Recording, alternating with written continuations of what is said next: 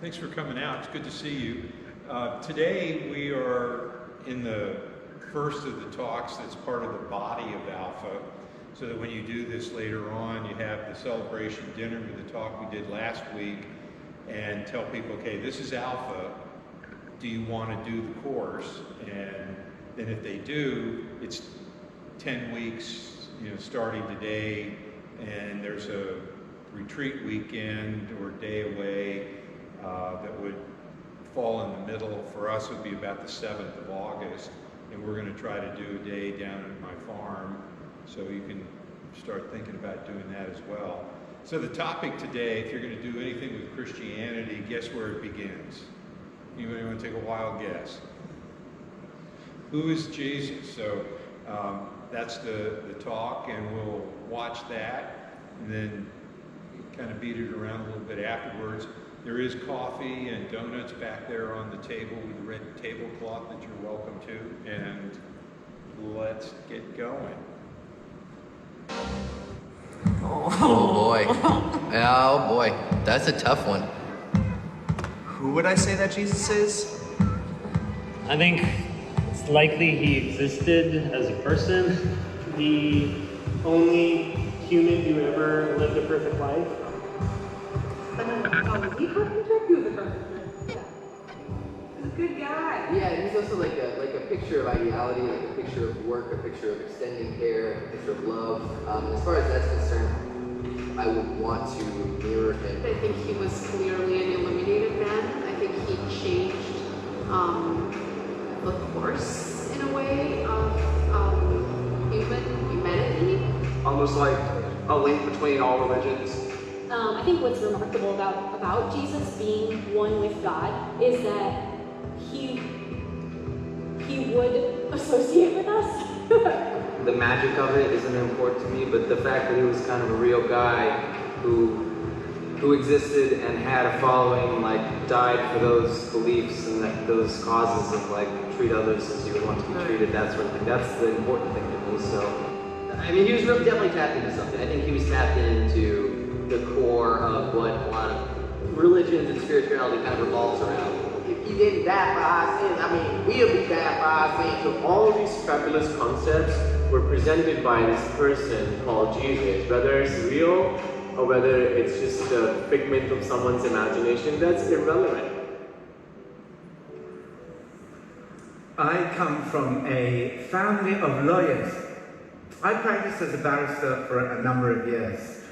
My father was a barrister, my mother was a barrister, my sister is a barrister, my son qualified as a barrister, my daughter qualified as a barrister, my grandfathers on both sides were barristers, my uncle was a barrister. If we had a cat, it would have been a barrister. But I didn't come from a Christian background. I wasn't brought up as a Christian, I was brought up as a barrister, not a Christian. And my father was a Holocaust survivor. Many of his family had perished in concentration camps. He was Jewish, a secular Jew. He would have described himself as an agnostic. My mother was not a churchgoer, and so I didn't have any kind of Christian upbringing. But I kind of did my own investigations, and I just into the philosophy of life, and I came to the conclusion that I was an atheist, and I was quite a vociferous atheist. I wasn't kind of proselytizing. I didn't think that other people had to be atheists. I didn't go around trying to convert other people to atheism. But if anyone tried to convert me, then I had quite a lot to say on the subject, and I was quite argumentative. And I didn't really like Christians. I was very suspicious of Christians. I'd come across one or two of them in my gap year between school and university, and I was deeply suspicious of them. They had these kind of smiles that were a bit odd, really. Why were they smiling like that? It seemed like a bit cult-like. And so I avoided them, and I was sharing rooms with, I had room next door to my great friend Nicky Lee, who we'd been in school together, and we ended up in rooms next door to each other at university. And I said to him, Nicky, whatever you do, don't let those Christians into your room. They are dangerous. But unbeknown to me, he had been thinking about it quite seriously, and one evening he and his then girlfriend, now his wife Scylla, came back and they told me that they had become Christians. I was devastated. I mean, they were such lovely people. I know, what can I do? I've got to help them. I don't know anything about this. I better investigate. It was late at night. I thought, what can I read? So I went to my bookshop and I found I had this old Bible that I'd had for RE at school. And that night I started reading it. I started reading Matthew's Gospel. So at the beginning of the New Testament, I just read Matthew, Mark, Luke. Halfway through John's Gospel, 3 o'clock in the morning, I fell asleep. Following morning, I carried on reading. I read all of that day, all of the next day, all of the next day. I was a student, I didn't have any work to do. And by the time I had completed the New Testament, I came to the conclusion, it's true. I didn't want to be a Christian, but I came to the conclusion, it's true. Why? What evidence is there for Christianity?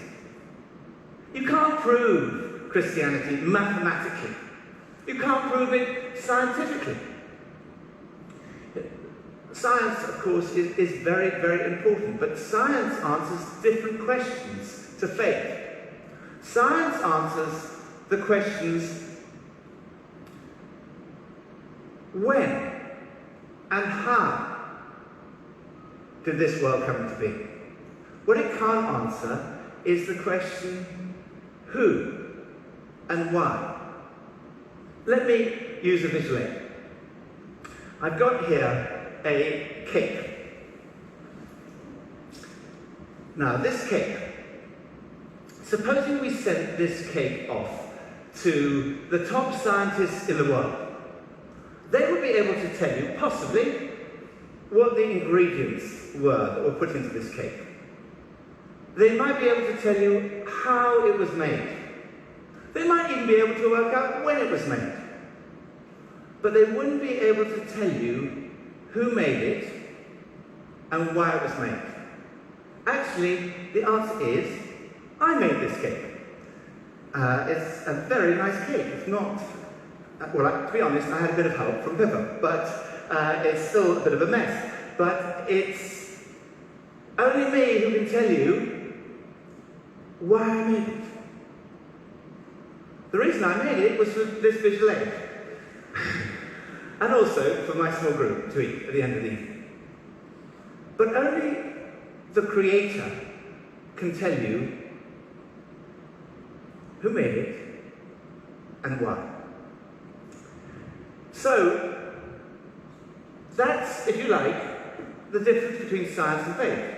Science is very important because it deals with the scientific questions, but equally faith is really important because it answers some very fundamental questions about life. And everyone has faith. An atheist has faith that there's no God. You can't prove that mathematically or scientifically. And those of us who believe in Jesus do so on the basis of evidence. I myself could not be a Christian if it was kind of like a blind leap of faith. There was no evidence at all, you just had to believe. I believe there is good historical evidence. Historical evidence is evidence. Scientific evidence is not the only kind of evidence. As a lawyer, we use what you might call historical evidence. Every time a jury brings back a verdict, they're doing it on the basis of things that happened in history. Evidence of history. And every jury decision is a step of faith. And so it is that we have to make up our minds about Jesus. And that is a step of faith. I came to believe in God because of Jesus. It seems to me that the resurrection of Jesus, which I came to believe in, and we'll come back to this, strongly suggests that this world has a creator, and that that creator is to be seen in terms of through the lens of Jesus. And to me it makes a lot of sense, because if there's a God, and God wanted to reveal himself, You can't get to know someone unless they reveal himself. No one can get to know you unless you reveal yourself. And if God wanted to reveal himself to us, what would be the best way to do that? It seems to me to be logical that he would reveal himself in a way that we could understand, in a human being like us. So, what is the evidence? First of all, what is the evidence that Jesus even existed? Some people say, well, maybe Jesus didn't even exist, but there's overwhelming historical evidence. No serious historian would suggest that Jesus didn't exist. We know from evidence outside of the New Testament that Jesus existed. From historians like Tacitus and Suetonius. The first century Jewish historian, Josephus, said this, or wrote this about Jesus. He said, there was about this time Jesus, a doer of wonderful works. And he then goes on to talk about the crucifixion of Jesus and his alleged resurrection. So there's evidence outside the New Testament, but most of our evidence comes from inside the New Testament. Now, of course, the New Testament was written a long time ago, and people say, how do we know that what we have here hasn't been changed over the years? And the answer is we do know through a science called textual criticism. Essentially, the way textual criticism works is like this. The more manuscripts that you have, and the earlier they are, the more you can be sure about what the original said. Herodotus and Thucydides were both written in the 5th century BC. Earliest copies we have are 900 AD, so there's a 1300-year gap, and we have only 8 copies of each. Yet no classical scholar would doubt their authenticity. Livy's Roman History, 900-year gap, 20 copies. Caesar's Gallic War, 950-year gap, 9 to 10 copies. Tacitus, 1,000-year gap, 20 copies. Then we come to the New Testament, written between 40 and 100 AD. Earliest manuscript, AD 130, 5,309 Greek manuscripts, 10,000 Latin, 9,300 others. Totally unique amongst ancient prose writings. So one of the greatest ever textual critics, F.J.A. Hort, said this, in the variety and fullness of the evidence on which it rests, the text of the New Testament stands absolutely and unapproachably alone amongst ancient prose writings. And no secular historian would disagree with that. So we know from evidence outside and inside the New Testament that Jesus existed. But who is he? We know he was fully human, he had a body, emotions, experiences, but many today would say, yes, he was a human being, we know he existed. Maybe he was a great human being. Maybe he was a great religious teacher. But no more than that. To suggest he was the Son of God, to suggest he was God, that's going too far. So there are 2 parts to this argument. First part of the argument is, what did Jesus think about himself? Because if Jesus didn't think that he was God, that's kind of the end of the argument. And even if he did, the second part of the argument is, was he right? So what did Jesus say about himself? The first bit of evidence here is that Jesus' teaching was centered on himself. Great religious teachers point away from themselves. They say, don't look at me, look at God. Jesus, who personified humility, said, look at me, come to me. This question of ultimate meaning and purpose. What is our life about? This sort of sense of what you might call a spiritual hunger. This sense that other things don't quite satisfy. However good these things are, there's always this slight void, this sense something is missing.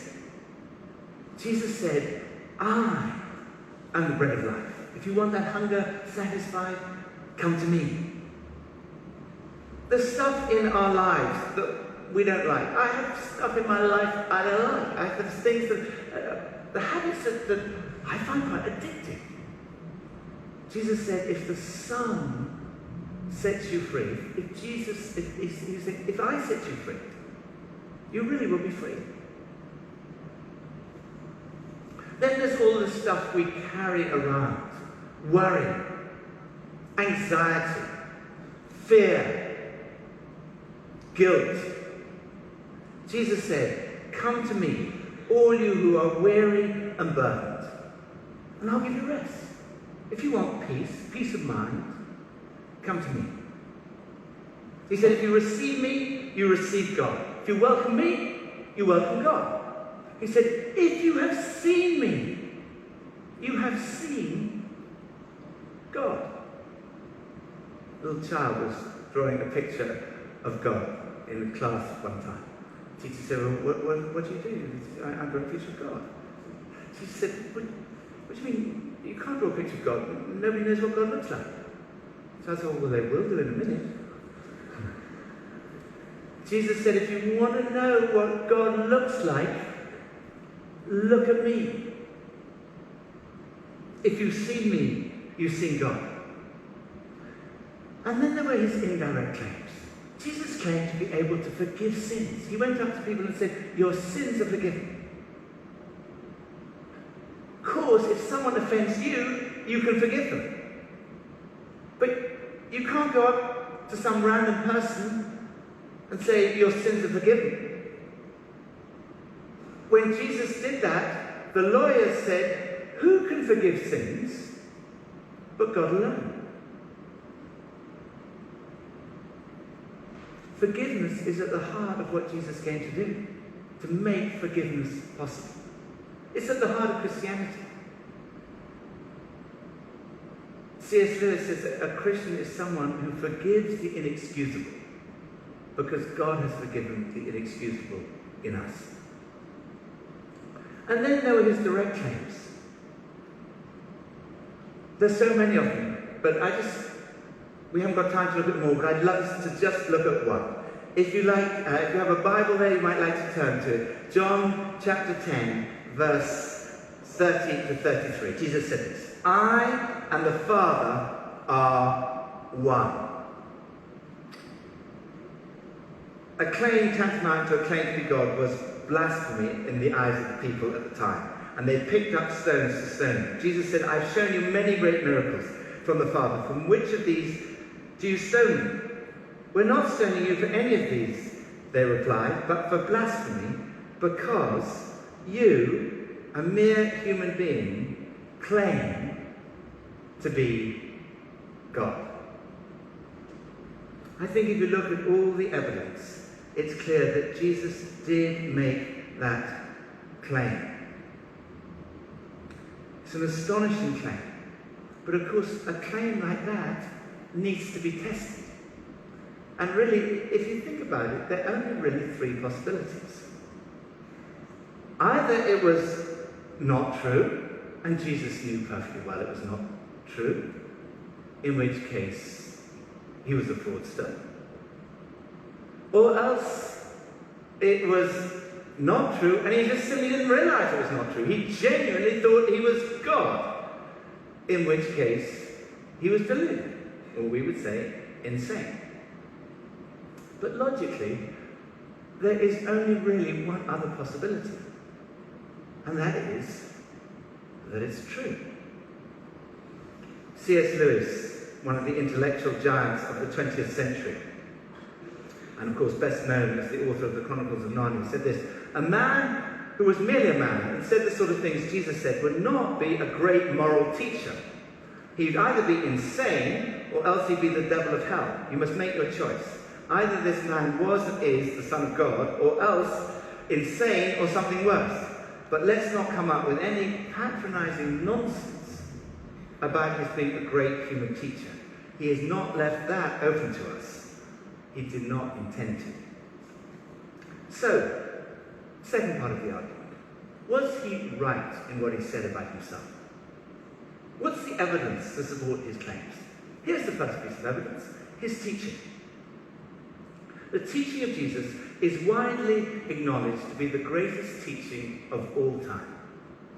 Love your neighbor as yourself. Do to other people as you would have them do to you.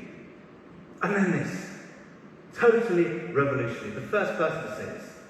Love your enemy.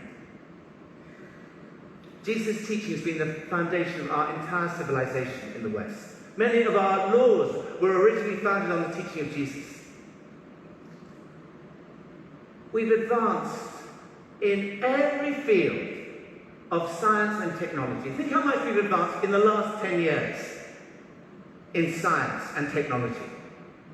Yet in 2,000 years, no one has ever improved on the moral teaching of Jesus. They're the greatest words ever spoken. They're the kind of words you'd expect God to speak. So the first piece of evidence is his teaching, secondly his life, what he did. I thought Christianity was boring. I thought Jesus would be a bore. I thought Jesus would be the kind of person who would turn wine into water. I was amazed to read of Jesus going to a party. It would be such fun to be with Jesus. Went to a party, the wine ran out. He said, go and get those jars, fill them with bath water, and start pouring it out for the guests. And they started pouring it out. And out came Chateau Lafite 45. BC, that is. Not just his miracles, but his love for the marginalized, feeding the hungry, healing the sick, and ultimately laying down his life for us. Jesus said, greater love has no one than this, than lay down his life for his friends. And then his character has impressed millions of people who wouldn't call themselves Christians. Time magazine described Jesus as the most persistent symbol of purity, selflessness, and love in the history of humanity. His enemies could find no fault. And his friends, who knew him really well, said, this guy's without sin. I often think the real test of character is when we're under pressure. And Jesus, when he was being tortured, said about his torturers, Father, forgive them. They don't know what they're doing. And then his fulfillment of prophecy. No one else in the history of the world has had a whole collection of books written about them before they were born.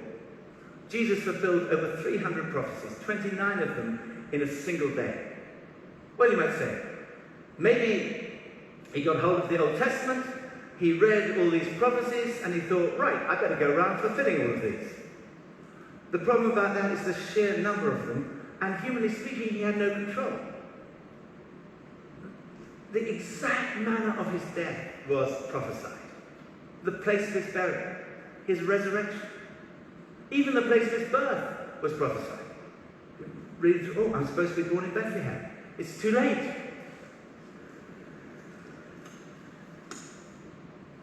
And then his conquest of death. This is the cornerstone of Christianity. It's so relevant to every single person here. Because, statistically speaking, 1 in 1 die. There was a headline in The Onion, the satirical magazine, world death rate holding steady at 100%. That's the reality. You know, the Victorians used to talk about a lot about death, but they never talked about sex.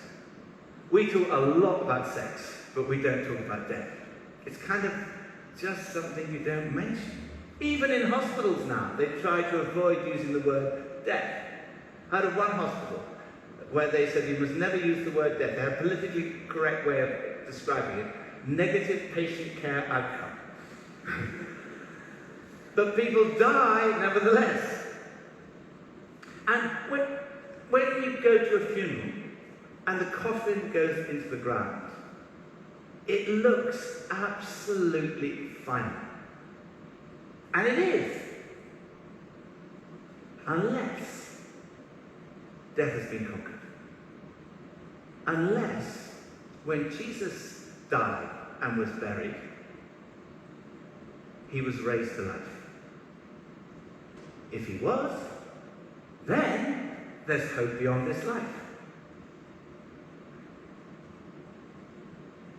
But is it just wishful thinking? It is, unless there's evidence. What is the evidence for the resurrection of Jesus? First of all, his absence from the tomb. No one has ever satisfactorily explained why Jesus' body was not there the first Easter day. People have come up with all that sort of explanation. The authorities stole the body. Well, in that case, why didn't they produce it when everyone was saying that Jesus had been seen? They couldn't. I find this piece of evidence fascinating. That when the disciples heard that Jesus had been raised from the dead, they ran to the tomb. And when they got to the tomb, they looked in, and what they found was the grave clothes of Jesus were still there. The only valuable thing for a robber to steal was still there. And they'd collapsed, like a caterpillar's cocoon when a butterfly's emerged. And the piece that had been around his head had been folded up and put in another place. And it says when they saw that, they believed. So not only his absence from the tomb, then his presence with the disciples. Jesus was seen on several occasions. On one occasion, by more than 500 people. That's probably the number of people downstairs here in the church tonight. All saw him on the same occasion. People say hallucination. Hallucination does occur amongst highly strung, highly imaginative, very nervous people, or people who are sick or on drugs. The disciples don't fit any of those categories. They were cynics, like Thomas. They were tough fishermen. They were tax collectors. Tax collectors do not hallucinate.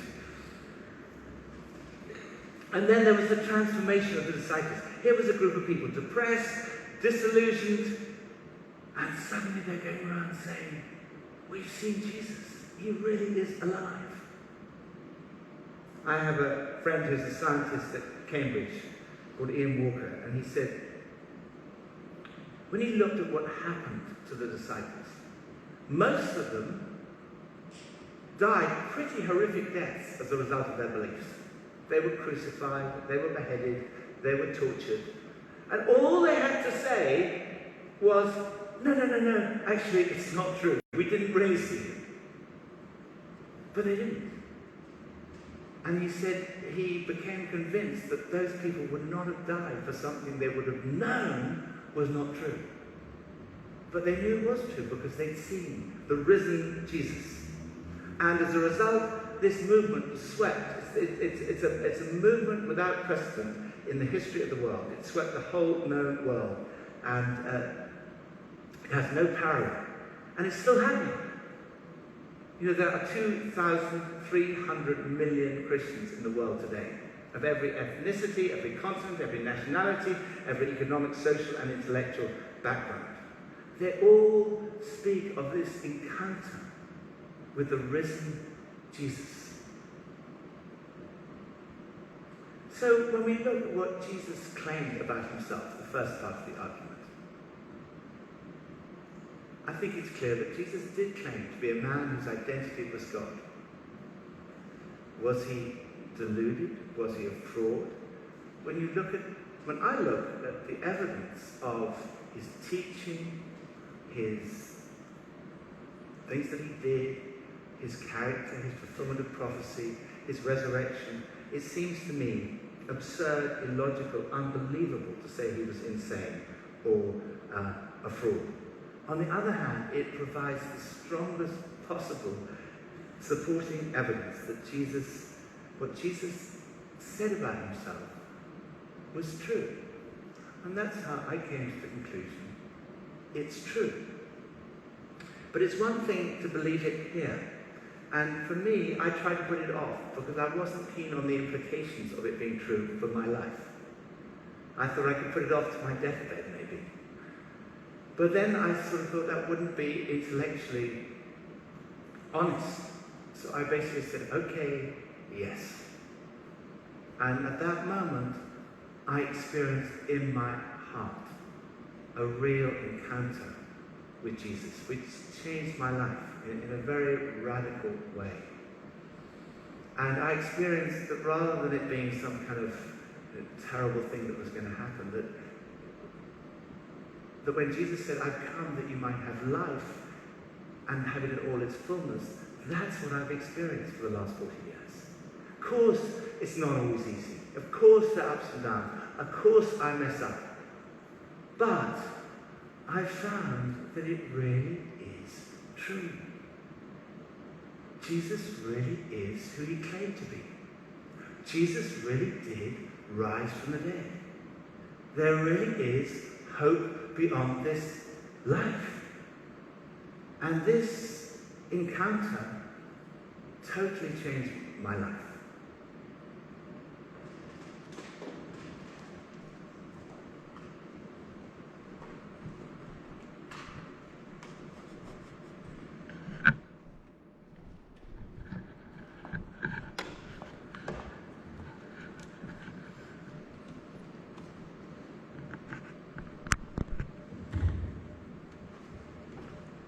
So, what do you think?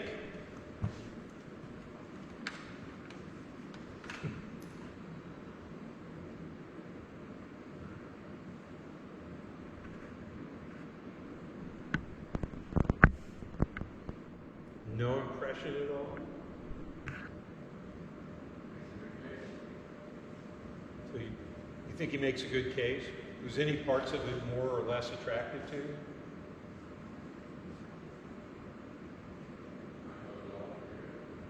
Okay, so you thought it was a pretty even presentation? Did he say anything that you were kind of going, I don't know about that?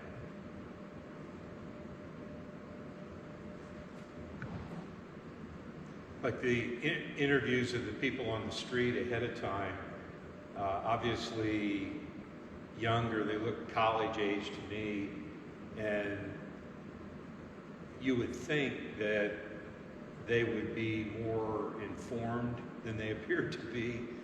Kind of like Jesus, yeah, I think I've heard of him, and yet they're living in the West with a society that its history is derived from people trying to follow Jesus and create institutions of justice and education and hospitals and all that sort of stuff.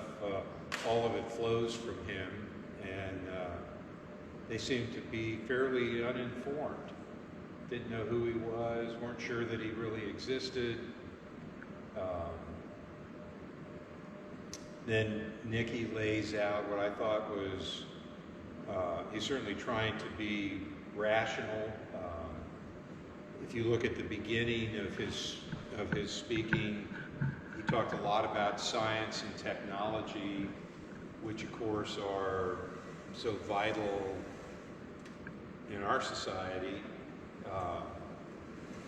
Just what we're able to do today with this COVID thing going on, we're able to not only have a group of people in the building, but we're also able, through science and technology, to take a talk that was recorded in London and put it out in Columbia, Pennsylvania, and people like my sister are watching real time.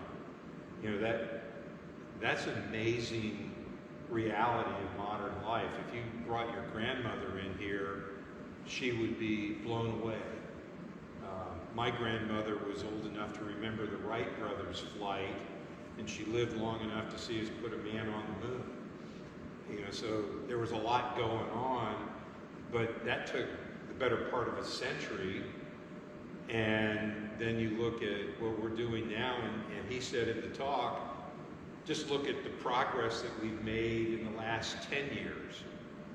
And you think about things like the internet and so forth, and how that's coming online so quickly. And we're being told by the people that do artificial intelligence and robotics how much things are going to change in the next 10 years, to the point of not recognizable by today's standards, it's going to be so advanced. And you might actually own right now the last car that you'll ever drive. It's already to the point where if you live in a suburban or urban area and drive less than 10,000 miles a year, it's cheaper to do Uber than to own your own vehicle. That's pretty remarkable. They're talking about driverless Ubers. And the technology, they're right on the edge of it. So to speak to science and technology and to say, you know, the logic of science, the logic of technology can answer some questions, but not all questions, and particularly who did it and why did they do it, that's pretty important. If you're going to be speaking about Jesus to people in the modern age, they're so used to, well, the principles of science, you know, blah, blah, blah, blah, blah, blah, blah, and they follow the logic out, but that logic comes to a screeching halt on the most important questions in human life about who and why. So Nikki hones in on that to set up a logical presentation of information about Jesus that would allow somebody in the modern era to approach Jesus and not feel like they were committing intellectual suicide to do it. So that's what's happening at the beginning of this talk that we just saw. And that allows him to come to history, the record of things that happened. A couple of minor things that I would point out. You remember when he pulled out the big fat book, when he was talking about non-biblical material about Jesus, and he quotes from a Jewish historian by the name of Josephus. And he opened up, had a post-it note in there, and the quotation about Jesus in Josephus is hotly debated among historians, with half the people saying the second part of the quote is a forgery, and half the people saying no, it's part of the original text. He only quoted from the first half of the quote, and he left the contested piece out, so that if in his audience of 500 people there's somebody that's a historian that does textual criticism, they would know that what he was doing and give him the benefit of the doubt because he did it in a way that he was not basing his argument on contested material. That's pretty slick. That's paying attention to the details, crossing the T's, dotting the I's. So when he was talking about the proofs, so to speak, the evidence for Jesus, he mentioned his teaching. Did you think that what he said was true? Is this the most significant teaching on moral issues ever?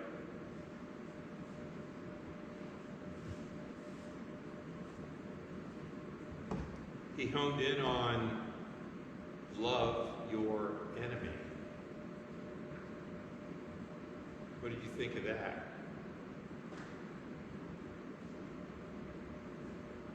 I don't know anybody else that said that. Yeah, I can't, it's like I can't think of anybody else that's said that. Certainly with Jesus, one of the things that is important to always keep in mind is he's a Jew.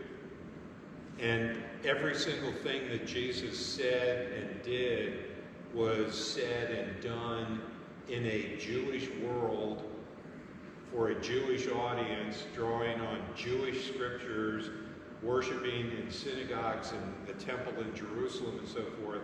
So for example, we always think from the two different presentations in the gospel, one of them has Jesus saying, the first and great commandment is, love the Lord your God with all your heart, soul, mind, and strength. And the second is like it, love your neighbor as yourself. In one telling of that story in the Gospels, the author of the gospel says that Jesus said that. And then in the other one, I want to say Matthew, a lawyer comes to him and Jesus says, well, you tell me the answer to the question. And the guy says, well, I think it's love God, love your neighbor. And Jesus says, you've answered rightly. So in one version of the story, he says the words, and in the other one, he affirms the words. But one of them's from Deuteronomy, the first one's 6:4, the Shema prayer, which is the key piece of Jewish piety. And then the other one is from Leviticus in the Holiness Code about love your neighbor as yourself. Jesus is pulling that and putting it together out of Jewish sources in front of a Jewish audience. So you got to keep his context straight. But I don't know of anybody that takes it to the next step and says, to the answer to the question, who's my neighbor? Jesus tells a story. There was a guy that was going from Jericho to Jerusalem and he fell among thieves. Do you know the story? And then some very respectable people go by, and this is street smart. One of the ways that you rob people successfully is you take one of them and you bludgeon them and you leave them on the side of the road, and then when people come to help, they're distracted by trying to help this guy, and you bludgeon them and you get more. You got to think like a criminal, you know. So these respectable people had business. One of them worked in the temple and needed to be pure, and it was kind of like, do I take care of this guy or do I go do my required service for God? So these aren't sloppy moral decisions, but the guy that stopped to help, we call him the Good Samaritan and don't really think much about it, but the Jews and the Samaritans did not like each other. The Jews did not believe that the Samaritans, they said, were Jews, and the Jews said, no, you're not. And they had nothing to do with one another. Back when I was in high school, I graduated in '72, there was a book out called Quotations from Chairman Jesus, you know, copied off of the quotations from Chairman Mao that the communists all carried around. And in the quotations from Chairman Jesus, the Berger brothers retold the story of the Good Samaritan as the good Black Panther, trying to capture the racial tension that was very active in the country at the time and now is again today. And to take somebody that you would not expect to act rightly was shocking. That's part of Jesus's way of telling stories, is to do that, to make something happen that you don't expect. And N.T. Wright says it's a twist in the tale that really makes the story come true. And Jesus' answer to the question of who's my neighbor is the one who loves their enemy, like the Good Samaritan loving this guy that fell among thieves. And then, of course, the implication is if you're a follower of Jesus, that's what you do instead of, you know, the conventional wisdom. So he's saying that the teachings of Jesus are of such a quality that they're divine. Do you buy that? Well, wasn't Jesus having human experiences and he was fully human? So he wouldn't say, love your enemy, knowing that it was an easy thing to do. Yeah, I mean, it's... He knows how hard that is. Yeah, I mean, Churchill one time said you have enemies, good, it means you stood up for something, but enemies do things like let the air out of your tires in your car, drive by and shoot through your door, burn a cross in your front yard, lie about you at work. I mean, they really try to hurt you in various and sundry ways, and to love them and to choose to act well toward them That's pretty challenging. He went on to say some of the things that Jesus did point to his divinity. And he started with forgiveness of sins. Has anybody just walked up to you and said, your sins are forgiven? She's smiling like, okay. It's almost like if you and I are working side by side and I inadvertently step on your toe, it's my responsibility to say, I'm sorry, please forgive me. And then if you're so inclined to say, okay, I forgive you for that, and put it behind you. But if somebody else in the room walks up and goes, your sins are forgiven, it's like, you're not involved. You know, I did not step on your toe and you were not injured, so who do you think you are? And so he points out that ultimately the only person that can really and truly forgive sins is the one who's sinned against, and that's God. When we fly in the face of God, it impacts our neighbors and the world and everything, but the sin is against God, and if you want to set that record straight, you know who you need to talk to. And yet Jesus was perfectly comfortable forgiving sins.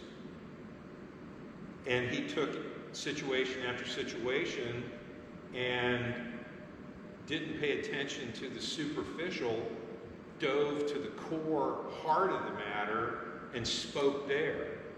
And, you know, there are wise people in the world that can do that in certain situations, but Jesus could do it every single time with every single person and get at the core of what's going on and speak truth there.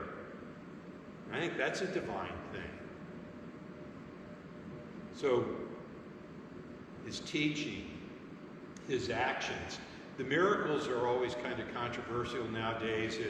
Every single miracle has to have a scientific explanation in our society. So people will tie themselves into knots over it. Like, for example, there are two stories of feeding multitudes. And what some of the liberal German theologians of the last century were like, well, Jesus didn't really multiply the loaves of bread and fish to feed the multitude. He took this boy and they took his lunch and he prayed over it and he blessed it, and everybody was so convicted that this boy would give up his lunch that they started pulling out the food that they were carrying, and there was more than enough for everybody. So it was not a miracle of multiplication, but a miracle of moral conviction. And that's how they wanted to handle that miracle. So there's always this effort to try to explain everything by science and technology and rationality, and you know, that's who we are. But you know, bring mathematics into it. When those kinds of miraculous things happen again and again and again and again and again, what's the probability of that? So he's approaching Jesus that way, and ultimately comes to the point of the resurrection. And this is pulling it all into one place, and it is the claim of Christianity. You all are old enough where you may remember the name Chuck Colson. He was an aide to President Nixon and was involved in the Watergate piece. He was convicted and sent to prison where he converted to Christianity and then started a prison fellowship ministry and spent the rest of his life doing prison work and Christian apologetics. Colson one time said that he believed that Jesus really rose from the dead because of his experience at Watergate. He said there were 12 of us involved in breaking into the Watergate Hotel, into the Democratic National Convention offices, and it was supposed to be a secret, and these were all people who were smart enough to be aides to the President of the United States. So they're really smart, politically ambitious, and so forth. And he said it didn't take 12 hours for people to start flipping and ratting each other out and so forth. And then the apostles went to horrific deaths at the far corners of the earth, consistently saying he rose from the dead. And he said, we had this pact among the best and the brightest just to keep our mouth shut. Don't say anything. And within a matter of hours, people were spilling their beans all over the place. And these guys got their heads chopped off, got crucified upside down, got torn apart by mobs, and they stuck to their story. So for Colson, that witness was the thing that threw him over the edge to, yeah, I believe he rose from the dead. Paul in his epistles, there's about 11, 12 times when, Paul's famous for his list where he just throws out examples, and he's got to call it 12 times where he says he appeared to this guy, this group, that group, and then you count also the stories that are in the Gospels. It's individuals. One time a group of 500, and Paul says, and most of them are still alive today when he wrote the thing down. And then we know of other appearances like James, the Lord's brother, who was the head of the church in Jerusalem. Can you imagine that? Your kid brother, like all of those things, We see James and Mary coming to Jesus at one point thinking that he's crazy and they want to take him home. He's been out in the sun too long or something. And then the next time we see James, he's the highly respected head of the Christian community in Jerusalem. And there's one line that says that there was an appearance by Jesus to James after the resurrection. Wouldn't you love to get the details of that story? But these were skeptics. There are also stories of people like St. Paul who had an encounter it wasn't a vision, it was a real live experience of the risen Jesus on the road to Damascus. He's heading up there to continue persecuting the church, and then all of a sudden, bam, he's bright light, knocked on the ground, and Jesus saying to him, why are you persecuting me? And he goes, well, who are you? And he says, I am Jesus. And that moment completely altered Saul of Tarsus and changed the trajectory of his life from that moment on. So this experience of the risen Jesus, I love the way Brits do numbers. 2,300 million people in the world today claim to be disciples of Jesus of Nazareth. That's a lot of people. Some of them are really gung-ho, and some of them are pretty lazy about it, and everything in between, but that's a lot of people who look at this kind of material and then choose who you're going to listen to in your life. So Gumbel tells his story of conversion. Nikki and Seela Lee are on the ministry team at Holy Trinity Brompton, and they do premarital and marital courses and counseling and so forth. So he's still friends with them from his university days. But Gumbel, because of their story, it's kind of interesting. They were at the end of term their senior year, so it's like the very end of their university experience, and they were a couple for years, but they felt like they weren't going anywhere, and both of them had decided, independent of the other one, that unless the other one became a Christian, they were going to break up with them before the end of term. So they got to the last night of the spring term, and Seela got in the car and said, just keep driving, do 6 right-hand turns or something. And so they did that, and they turned into the American Cemetery for airmen that were killed during the war. And there's they stopped right in front of this great huge cross. And then each told the other that they were going to break up with him if they weren't a Christian. And so here they are 40 years later, still together, doing premarital and marital courses at Holy Trinity Brompton. But this story of their coming to faith prompted him to get into the scriptures. And he spent, sounds like a long weekend, just reading through the New Testament and just letting the words wash over him.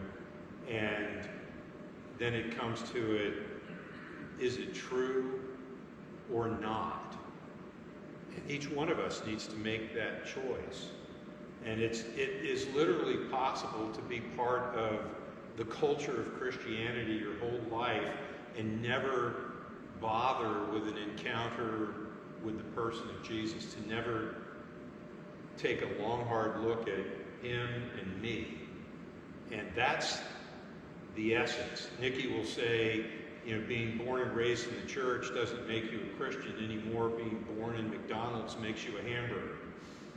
There is an encounter with Jesus that needs to be taken seriously, and literally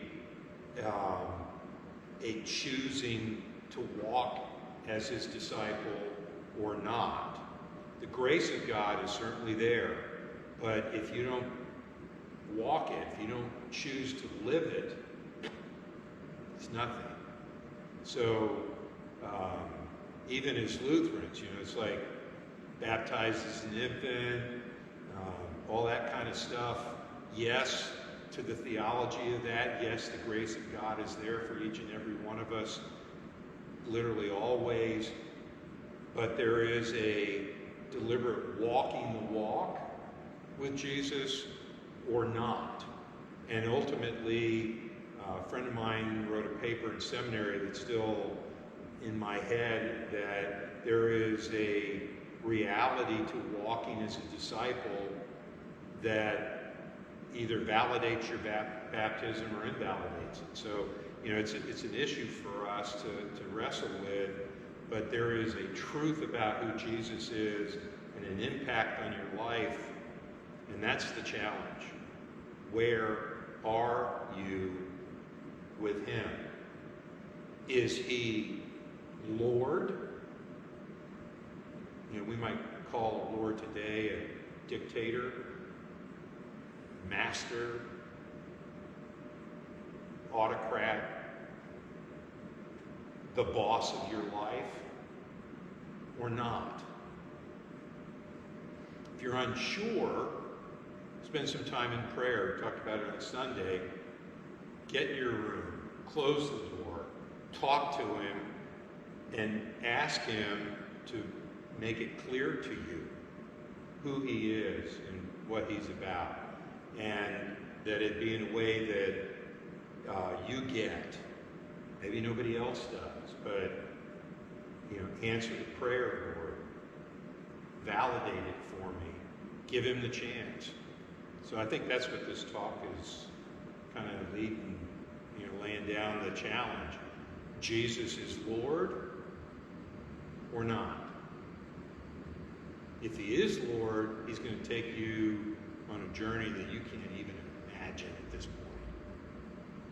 So, we are needing to go start the communion service. So, thank you, Ms. Teresa. Enjoy your vacation. Thanks for coming, everybody.